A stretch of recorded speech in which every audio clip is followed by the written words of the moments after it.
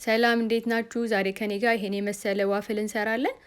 ለመስራት የሚያስፈልገን አንድ ከግማሽ ኩባያ ዱቄት፣ 2 ማንኪያ ስኳር፣ ግማሽ ማንኪያ ቤኪንግ ፓውደር፣ ግማሽ ማንኪያ ደግሞ ጨው አድርገን እናቀላቅለዋለን። አንድ ኩባያ በተርሚልክ ነው እኔ የተጠቀምኩት። ግማሽ ኩባያ ዘይት እና 2 እንቁላል። እንቁላሉን ነጩንና ቀዩን ክፍል እንለየዋለን። በተርሚልክ አጋጣሚ በቤት ውስጥ ከሌለ አንድ ኩባያ ወተት ላይ 1 ማንኪያ ሎሚ ብትጨምሩበት አንድ አይነት ነው።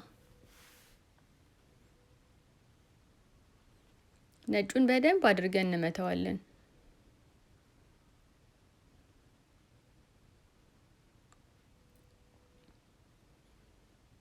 አሁን ያዘጋጀናቸውን ሁሉንም አንድ ላይ እንቀላቀላቸዋለን።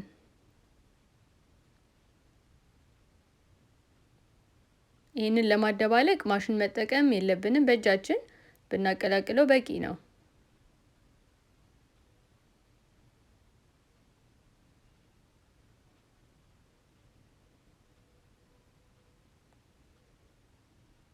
እኔ ሎሚ ተጠቅሜያለሁ። የውጭኛውን አረንጓዴውን ብቻ ነው የምናደርገው። ነጩ ጋር ከደረስን ስለሚያመርብን ከላይ ያለውን አረንጓዴውን ብቻ ነው መጠቀም ያለብን።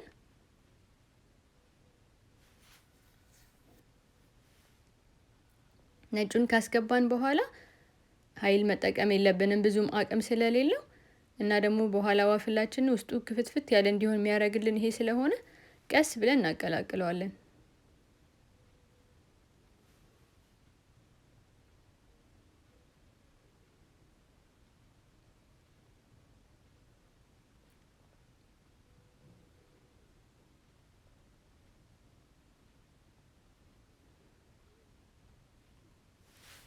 አሁን መጋገሪያችንን አሙቀን እንጋግራለን። ይሄ መጋገሪያ በኢትዮጵያ በማንኛውም በኤሌክትሮኒክስ መሸጫ ቤት ውስጥ ታገኙታላችሁ።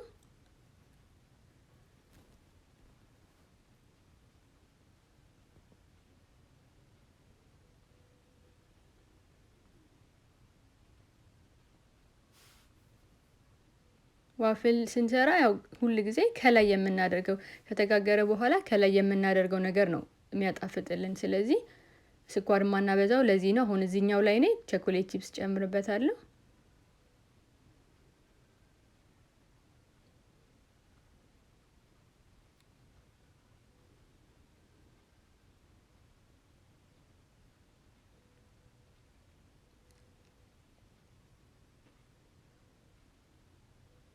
ቸኮሌት ቺፕስ ወይም ደግሞ ሌላ ነገር ላልጨመርኩበት ደግሞ ከላይ የማደርገው አዘጋጃለሁ። እዚህ ጋር ትንሽ ቸኮሌት ቺፕስ እና ወተት፣ የሞቀ ወተት አድርጌ አቀላቅላቸዋለሁ።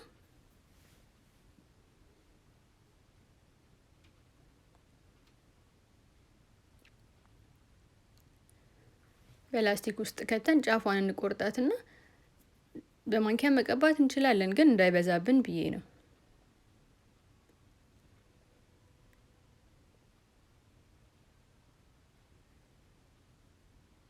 እንደዚህ አድርገን በቤታችን መመገብ እንችላለን። ስለተከታተላችሁኝ በጣም አመሰግናለሁ። በሌላ ጊዜ ደግሞ በሌላ ቪዲዮ እስከምንገናኝ ድረስ ሰላም ቆዩ።